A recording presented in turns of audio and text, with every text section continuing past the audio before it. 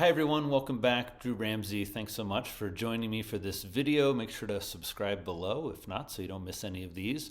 Let's talk about vegetarian, vegan diets and mental health, just because I wanted to pick a really controversial topic. Boy, this is something people debate, and one of the things I've noticed as a nutritional psychiatrist is some of the debates that I've seen people having about their nutrition don't revolve around the right thing. I think your nutrition decisions really should revolve around your brain health and your mental health in particular. And so when we look at vegetarian and vegan diets, there are a few of the important antidepressant nutrients, a few of the really key nutrients for mental health that are just lower or non-existent in vegan and vegetarian diets. A lot of times this becomes a point of contention.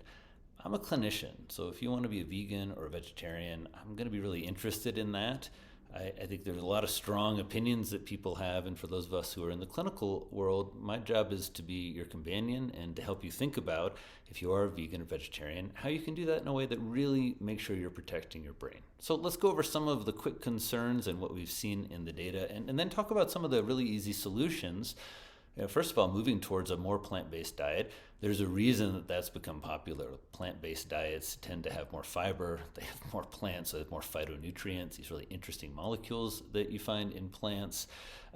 Plant-based diets just have a lower caloric density generally, so you're just eating in some ways more efficiently. And plants are mostly water, so you stay nicely hydrated when you're on a more plant-based diet. The concerns revolve around a few nutrients. First, all vegetarians and vegans usually get a lot of messaging around B12.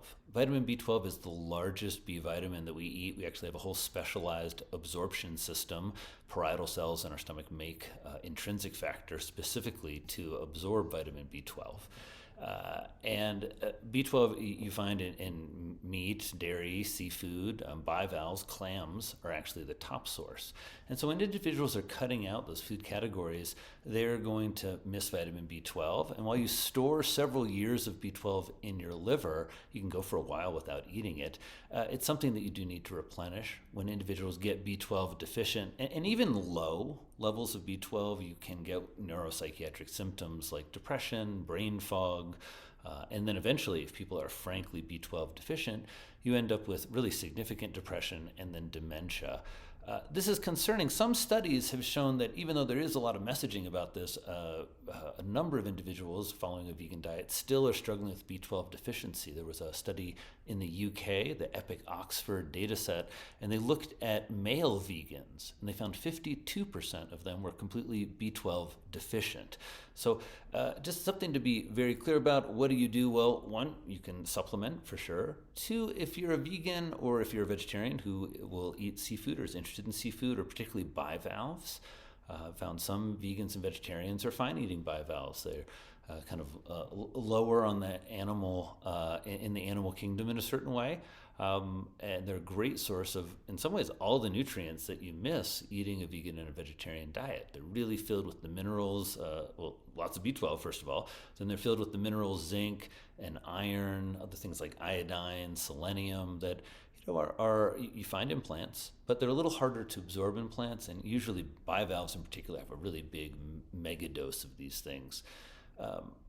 Another nutrient that's lower in vegan and vegetarian diets are the long-chain omega-3 fats.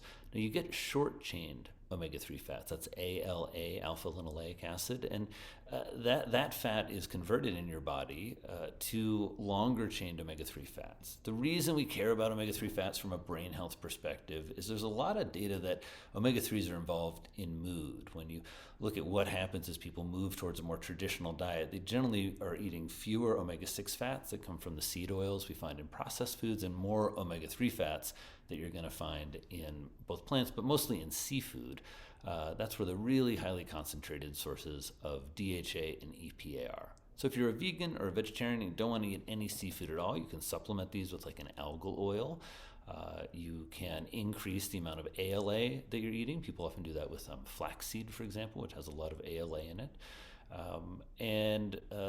So, in there you kind of capture the strategy. For vegans and vegetarians, you can eat in a brain healthy way for mental health, but you want to be aware of some of the nutritional challenges that dietary pattern can present, and then respond quickly. You want to eat a diet that has all the minerals, making sure to get all of the fats and various things like B vitamins for your mental health. And if you're cutting out a food category, you're going to get rid of meat entirely or seafood entirely, and not have sources of things like highly absorbable forms of iron or zinc or long-chain omega-3 fats, then you want to supplement those, especially if you're having mood and mental health symptoms. Really, this is classic nutritional psychiatry. How do we think about you, your preferences, your value, your culture, and then make sure within those confines you are getting all the nutrients that you need for your mental health and your brain health. Sometimes, for example, if you're a vegan, you've got to be getting B12 from some other source because you're not getting it from food. And if you're struggling with mood and anxiety, thinking about some of these other nutrients that are lower in a vegan or vegetarian diet is definitely something I want to encourage you to do.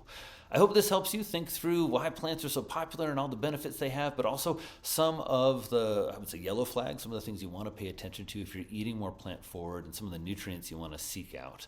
I'm Dr. Drew Ramsey. Make sure to subscribe, and I hope this content helps you eat to feed your mental health. I'll see you next time.